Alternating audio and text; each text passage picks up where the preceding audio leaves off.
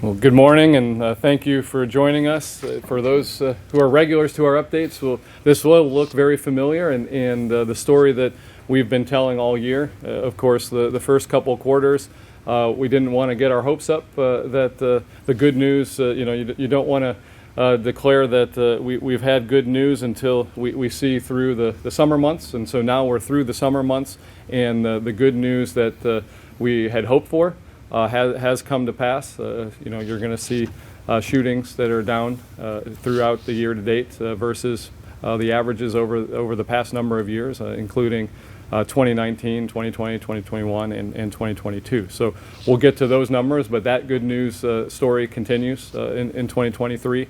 Similar with the number of officers. Recruitment efforts are still strong. We're still making progress on making sure that we have a department that represents the community we serve.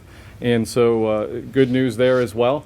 And then, of course, investigations on homicides continue to be going in a good direction. So similar story, similar numbers to what the first two quarters provided, and which is great news, especially getting through the summer months.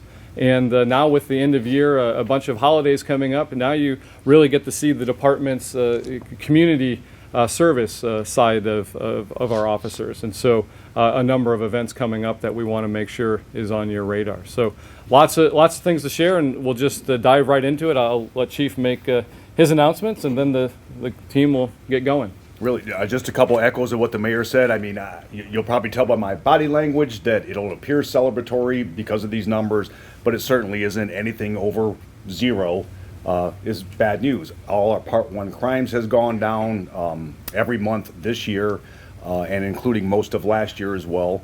Again, not celebratory because somebody's always a victim in any one of those Part 1 crimes or any of the crimes that you're seeing that are involved here. So with that, I think Mayor's right. We will dive right into this. Again, analytically, it is celebratory, but from one human being witness what's happening to other human beings is not celebratory. And I'm going to start us off with the first few slides, the first two of which are announcements that we have. And the first one is our largest outreach event of the year. It's our Cops and Goblins event held at Four Winds Field. Less than 2 weeks out from that, it's Tuesday the 24th. Our partners, Four Winds, we're very appreciative of them hosting for us. We've done this event for several years. The last 2 years, 7,000 to 8,000 people have shown up to the Cops and Goblins event. So very excited about that. We'll have several officers out there talking to children from the community and their families. So looking forward to that. Also, the 525 Foundation and Say Boo to Drugs. I think that Ashley may have some dates for us at the end. We'll go over other announcements that we have upcoming for quarter four. Slide number 2. So for in quarter four, we also have Toys for Tots, Santa's Officers, and the Red Kettle Ringing. These are all events that the FOP and officers from the police department are involved in, and looking forward to those as well during the holiday season. On to recruitment and hiring. We just hosted our 6th Prospect Day on Saturday, October 7th. We had a good turnout yet again. 45 individuals wanting to be recruits for the South Bend Police Department showed up. Of those 45, we had 12 pass 5 of the 8 stages to be hired to be an officer here at South Bend. And to clarify any misconceptions, I know there was some mistruths out there about our training to become a police officer. This is not training to be a police officer. This is the hiring process. And so after this, they will be trained here at the police department for approximately 2 months before they even go to the police academy. The police academy is 3.5 months long. When they return, there is a post-basic that we put on, which is procedures and policies of the South Bend Police Department. Then they have 3 months that they ride with an officer on the job training before they get through their entire training process. So there's 9 months of training to be on your own as a South Bend police officer. Prospect Days is not one of those days. It is the hiring process, and only 5 of the 8 stages. And the next slide shows you our numbers for this year through 3 quarters. 16 hires. We've had 8 departures by way of resignation or retirement. Our number right now is at 245. We have 1 at the academy right now, and we have 3 laterals in the process that will likely be hired before December. So we're outlook for the end of the year will be +3 or 4, putting us at 248 or 249 for the end of 2023. Those prospects that come out of this last prospect day, we need 4 individuals from that to send to the academy with 6 others from our previous prospect day. That will put 10 at the academy for us in January, and they'll graduate 3.5 months after that. So that gives you an outlook on where we're at with hiring and recruitment. Oh, our diversity slide, forgot to mention this one. As you can see, 2 areas we've slightly gone up and 1 area we've slightly gone down. With the 10 individuals going to the prospect day, we do expect our Hispanic percentage to go up with the 10 individuals that we're sending to the academy in January.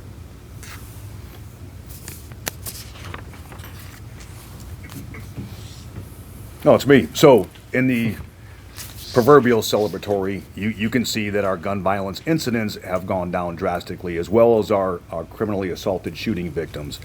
And then also on that note, our illegally used, possessed, whatever firearms have gone up significantly as well. So I'm not going to do the math for you. You can see it right there. So it certainly is good news. I know I'm not going to put words in Kayla's mouth, but I can tell you through Crime Stoppers and other measures, we have been getting more community cooperation.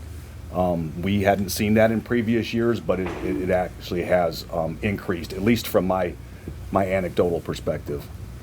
The gun violence breakdown, you can see in there, I don't need to give you the numbers, you all can read the bullet points. But notably, the 41% decrease in gun violence, that's quite significant, and that is contrary to what's being put out there, the false information that is being put out there. So we had 13 fatals, unfortunately, year to date this year, whereas last year we were at 18. And I think one of the notables, which inevitable questions going to be asked about the group member involvement, the GMI. And there's a whole bunch of different maybe ideas or perspectives around that. So when we make arrests and there are convictions and there is jail time, somebody else pops up in their place. So one goes, it's usually 2 waiting in line. Also, the groups that I know for a fact that they're popping up everywhere. If somebody lives on Johnson Street, for example, but they moved to Brookfield, they went from J block to B block, or whatever nomenclature they're going to use.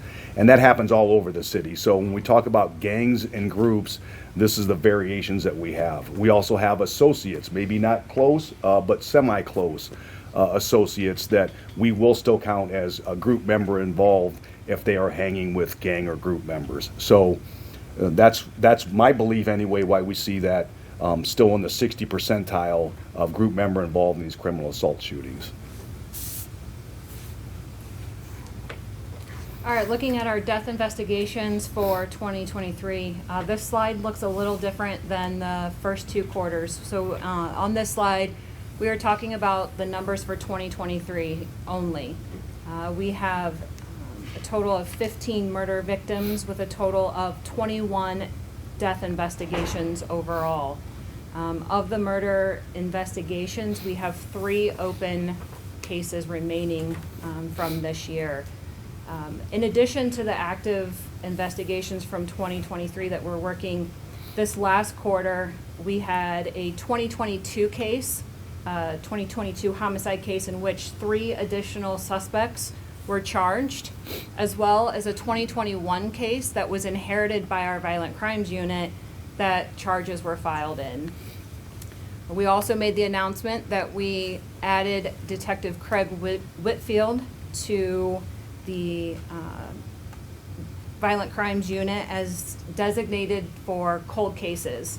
I know the question was, how many cases is he going to be working on? Initially, we had 4 or 5 cases that we were ready for him to start running with. I checked the numbers again this morning, and he is working on about 10 cases right now. And the working on that is varying. It could be something where he's reviewing previous interviews, previous pieces of evidence, and it could be things that we're sending new pieces of, maybe not new pieces, but there's been technology advancements, so we're sending new things to the labs, things like that. So we're very excited to have Craig on board and be able to work on some of these cold cases again.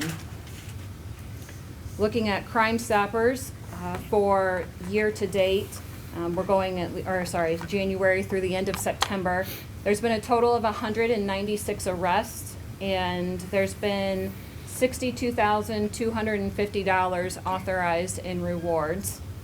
And we've talked the last few meetings about our Victory Over Violence program and reminding our community about that. And so far this year, we've had 3 rewards, and I can tell you that that number will be up again after the end of October. Total of 5 Victory Over Violence firearms that were recovered, with a total of 7 firearms since at the end of September. And since we implemented the pilot program last year, there's been 10 rewards and a total of 19 firearms that have been collected due to Crime Stoppers tips.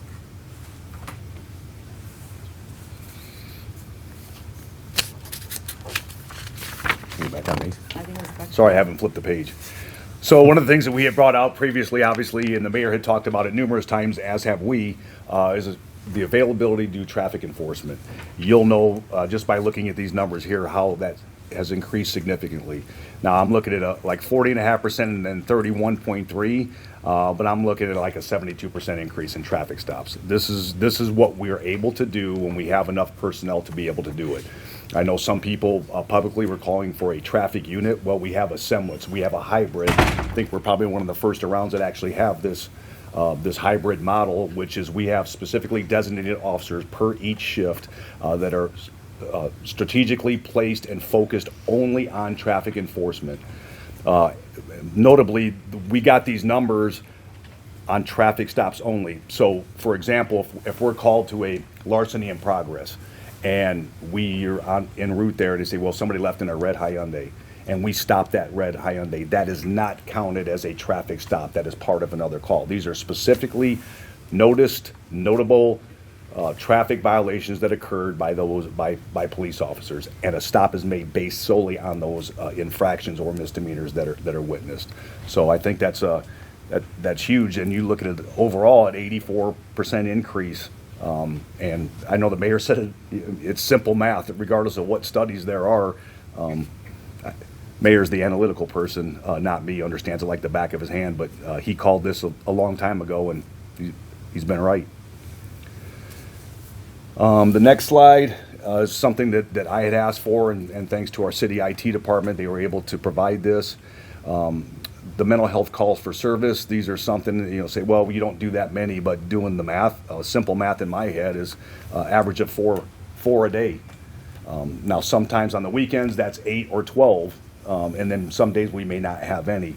But the fact of the matter is that we do have those, and we have noted factually 1,200 mental health calls for service this year alone. That's just our department. We are working with PSAP to try to get other agencies on board to classify their reports. For example, if somebody is called to a larceny and through their investigation they find out it's a little bit more than just a larceny, that there is some type of mental episode or lengthy illness involved, they will reclassify that dispatch into a code M, which is a mental health call. So that can be documented. That helps, obviously, Oak Lawn, Beacon, all the other entities that are involved, Epworth, to try to get a grasp or a track on how many we are actually having to deal with as a police agency. They have a pretty decent understanding of when the EMS or fire department is called out, but we have never done anything really to keep track from the police end until now. So. Yet again, something else we're trend setting in, which we didn't have to, but here we are, and I think it's the right thing to do. We need to get the help where it's needed most, and if we're out there, boots on the ground, first in place, then we should be the ones sharing that information. And I have the Sync South Bend slide update for you. As a reminder, Sync South Bend is our camera registry program. If you're a business or a resident in the city of South Bend and you are interested in registering your cameras, you can go to the city's website and click on the links. You can also go to our social media and click on the links we have to register your cameras. As an update from quarter 2 to quarter 3, we've seen registered cameras go up by approximately 100 more registered cameras, so it continues to increase. The other update I have for you on this slide would be the business security grant. That deadline has been extended through until Friday of this week. That announcement went out on Monday if you did not see that. A team has already been developed and will be reviewing those applications to determine which businesses will receive grant monies and for how much, up to $5,000. On to strategies and programs. The first update I have for you would be Flock. And we've gone over the what, who, and how several times in here, so if you have any questions, I'm open to those for afterwards. As a reminder, Flock is license plate readers that we have throughout the city. The next slide is how those have affected crime in our city through investigations and real-time solvability with incidents that are occurring throughout the city. We're at 51, which is on pace with where we were last year around this time. We did not have Flock through the entirety of 2022. We do expect this number to start increasing as we have expanded our footprint with Flock LPR cameras in the city. Moving on to ShotSpotter Connect. Again, we've gone over the what, who, and how. Just quickly, these are directives for our officers. Historic crime and recent crime are looked at through the software. So this is an unbiased approach to proactive policing. The computer system has algorithms that tells our officers where they need to spend some time, and this is not nonstop time. This is just in 15-minute increments in areas on the side of town that those officers work. As you can see, we continue to have not only good buy-in but accountability. We're at 98% completion with ShotSpotter Connect missions, which is fantastic. So those two strategies, we continue to see those impact our violent crime throughout the city, and we're very happy with both of those. Before we open it up to questions, I just want to touch on a couple more events that we have through the end of the year. We talked about it a little bit at the beginning. Our monthly community crime stat meetings, those are continuing. There's actually one tonight, so that's where we invite our entire community to come and ask questions about crime in your neighborhood. You can see crime stats from the prior month, and those are continuing on a monthly trend of the second Wednesday of each month. You might recall last month I explained that last year when our staffing levels weren't where they are right now, we had to suspend those when we had some programs such as Cops and Goblins or Citizens Academy. But now that we have our strategic intel office with several members in it, we're able to continue that. So that's something that's really important for us for transparency and continued communication, is holding those meetings every month.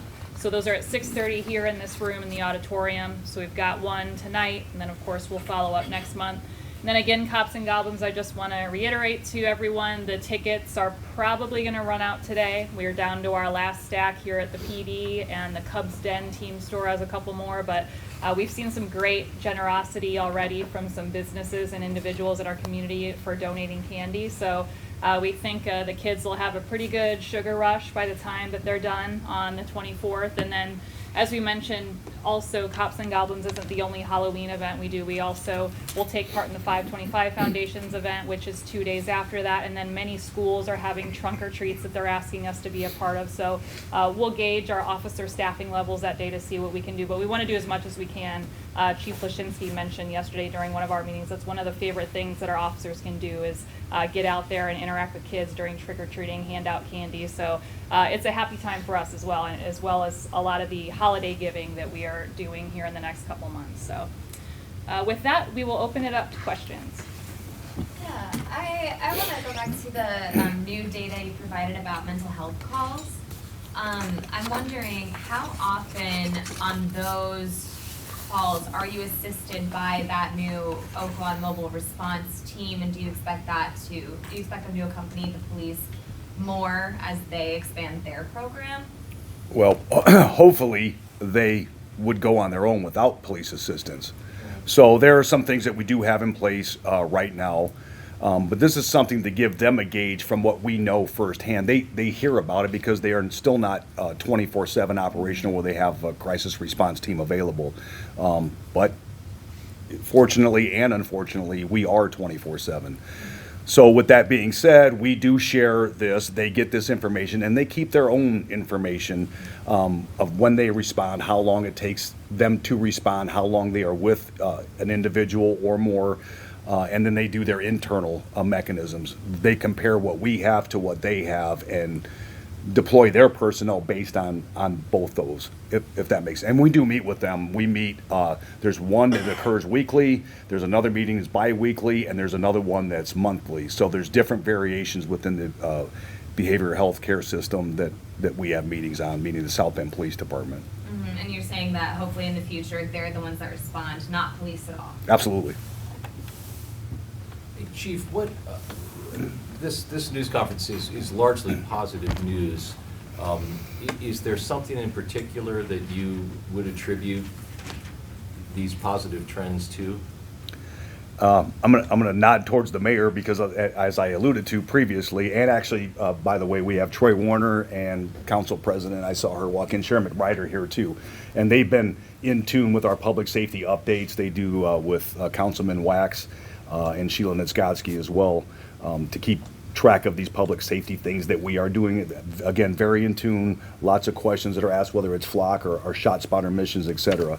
But I think it's a combination of everything, the new technology, not relying on the technology, but utilizing the technology, and a component of good old-fashioned police work. And you can do that when you have the personnel to be able to do that. This is what Mayor said in the very beginning.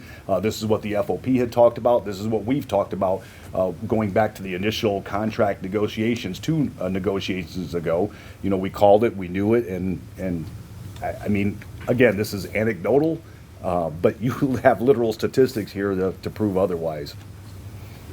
Yeah, I mean, I just reiterate that. Of course, we started out very early on in making sure we had competitive compensation to make sure that we could get the officers to become fully staffed. We had been understaffed for a number of years, and working with the Common Council, we've been able to put together two wage negotiation packages with the FOP, and that is one part of the story of why we're fully staffed. And what does it mean to be fully staffed? I mean, it means your investigations unit is fully staffed so they can do the investigations. It means your patrol division is fully staffed so that they can, these traffic stops, we know when we weren't able to do that because we were short-staffed and just running from call to call, people took notice that, it was kind of a free-for-all. People knew that they could violate traffic laws and not face any repercussions. Now, there is that deterrent in place with having a full staffing of officers. It also means fully staffing our strategic focus unit that really does focus in on the areas that's driving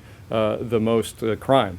Also over the past, basically everything we've done I believe has built these outcomes. So whether it's the expanded violent crimes unit that's solving homicides at 80% rate, that's important because when it does happen, unfortunately, we want to be able to deliver justice for the victims as well as make sure that we're getting violent offenders off the streets. So that's a big part of it. And then, you may not think of this as, bringing down crime, but working with the community and our officers to revise the use of force policy, getting a discipline matrix and improving that trust with the community. Having the community on board is critical because they trust our department. They're sharing more information than they have before because they want safe streets. They want peace in our community. And so they need to be bought in. And so everything we're doing, building on the community police and the community relationship building is important too. So all these pieces come together. And that's why we're hopeful going forward that, we're not done. As Chief said, we're not celebrating because it's still too much, still too high. But the fact that it's going in the right direction now that we're fully staffed for the first time in years, and we're seeing the community really coming on board in a way that they haven't in a number of years. So that's critical, and those are things we've got to, we got to work hard each and every day to make sure that we're making progress on all of those accounts. But the good news is it's going in the right direction. Was there a particular statistic or number that when you first got your look at these numbers today, you went, oh, good, oh, good? Which one? I'm asking, was there a particular number or statistic where you said, maybe you had some doubt going in about, but you were relieved or particularly struck by? Well, the all year we've seen the gun violence is the shootings. The shooting stat is the one we look at the most closely because homicides can be it's a smaller sample size, so that can fluctuate, not necessarily as meaningful of trends because, some of it can be if the bullet just missed a vital organ, someone lives, versus not. So there's a little more fluctuations in the homicide data. So we look at shooting victims as the metric for gun violence in our community, and that's obviously our top priority as a city, as a department. And so, all year, that's been something that we've been tracking and seeing, a positive trend.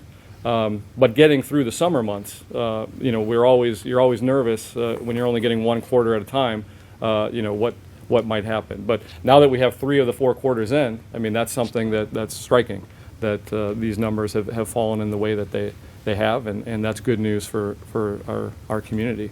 But the other numbers, it's been, we've been tracking the homicide solve rate since we expanded the unit and brought it into SBPD, and it's been remarkably constant. We had a streak in the beginning of 100% for the first, I forget how many cases, and just because there are some open doesn't mean that we won't close them by the end of the year or even next year, down the road. So, that's something we've been tracking too, because this is, we want to deliver justice for victims, and we want to get violent offenders off the streets so they can't continue to commit violent acts in our neighborhoods.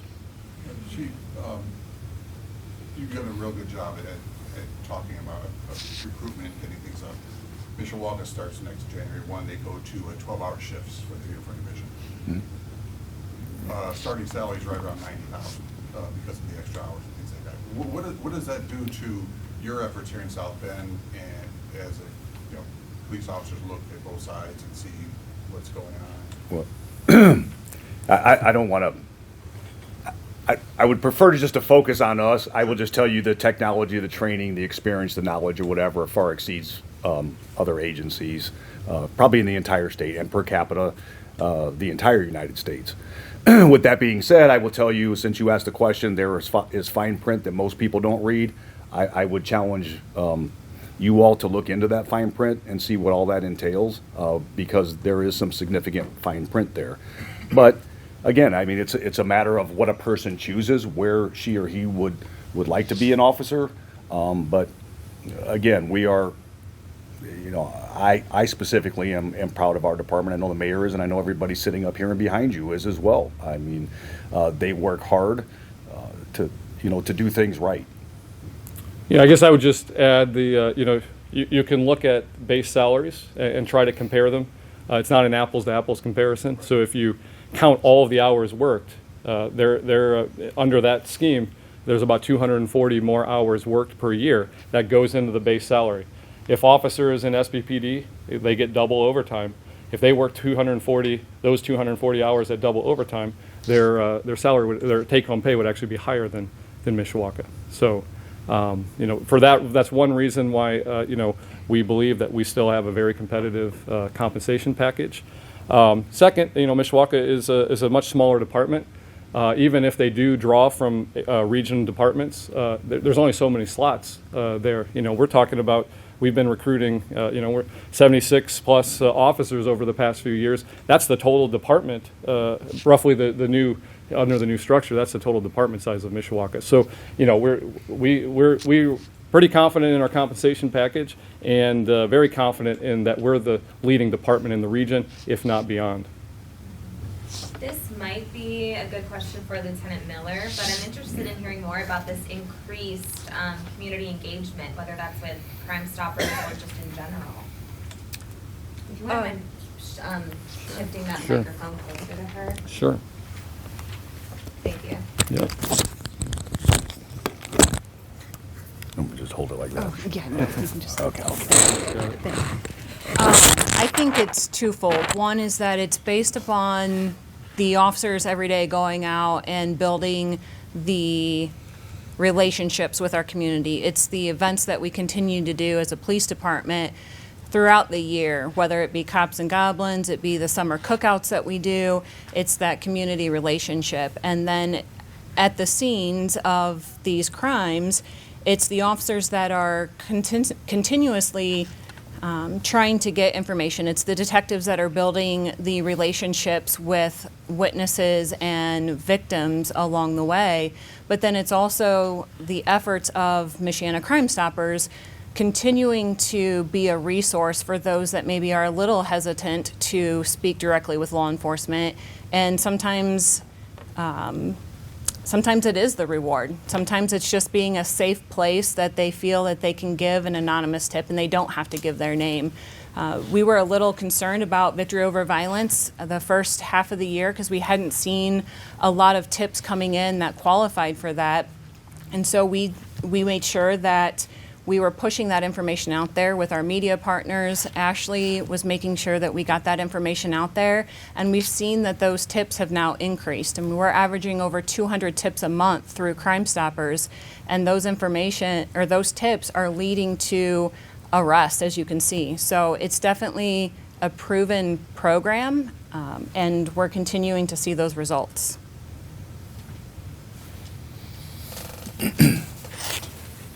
And Annie Kate, quite frankly, if you have typically, when we were short of personnel, you had 18 officers working at any given beat, right, in a specific shift. But now if you double those officers, you have the same amount of calls.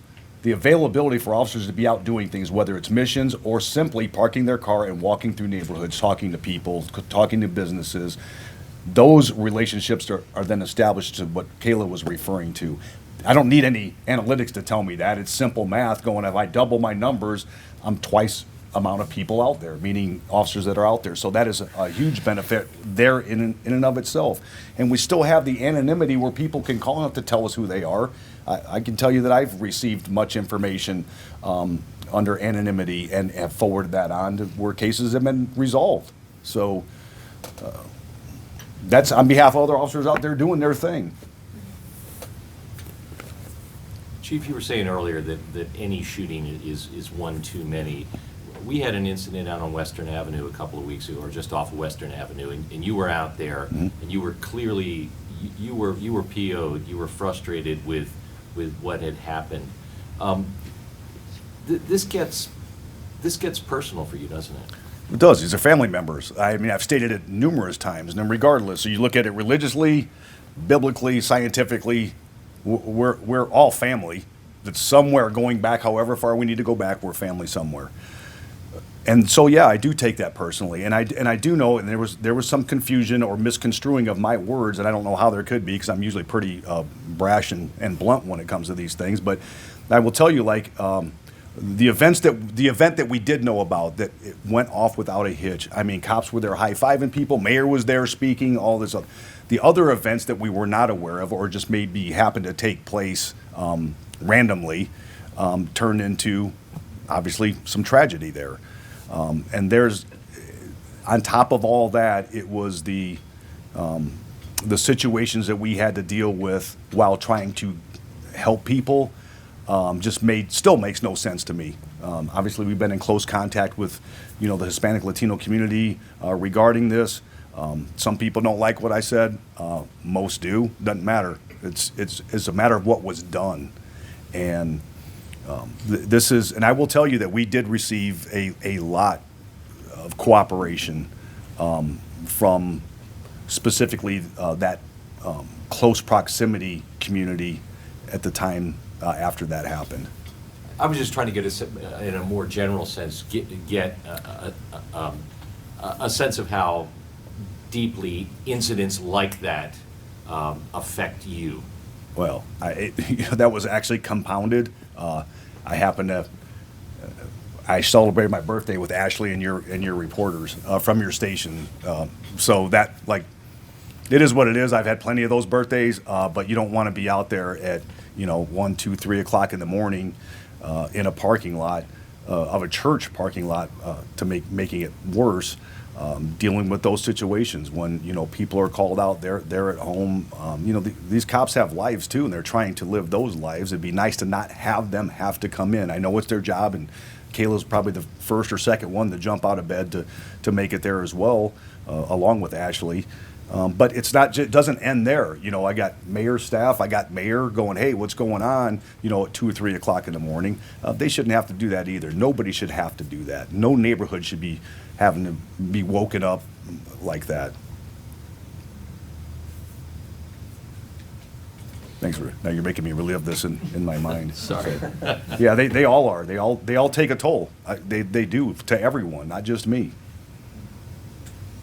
You know, speaking of taking a toll, we've been reporting on a lot of, and you know, as far as data goes, I don't know, but it just seems like there's been so many shootings with young people, teenagers with guns, young kids. And then there, of course, there was that incident where somebody left a loaded gun in a room with some toddlers. I mean, these are like children. Are you seeing a rise in those kinds of shootings, and how are we addressing that? I mean, it's just, they're tragic. That's on you, Kayla. Okay. So, yes, we're seeing a rise in crimes with juveniles. And when I say juveniles, I'm going to say anyone under the age of 18. So we are seeing that definitely pick up. With that, though, comes hard work from our officers that are on the street, our school resource officers, and our partnership with JJC as we continue to work all that together. And, you know, sometimes it is taking these cases and forwarding them on, and if it needs to be charges and consequences that way, then so be it. But there's also other avenues and other resources, which is why we work with our other partners, because sometimes it's underlying situations, and we need to make sure that we're offering all the resources that we can as a community. So it's twofold. So it's doing all of those things, and we'll continue to do those things. And as we've mentioned, it's the same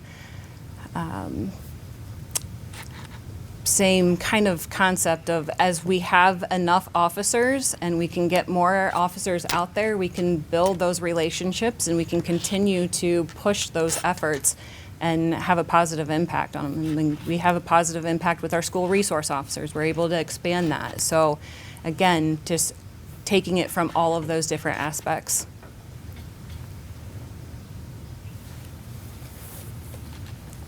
Any other questions? Great. Well, thank you guys again for coming. And if you have any follow-up questions, you know how to get a hold of me. Thank you. No.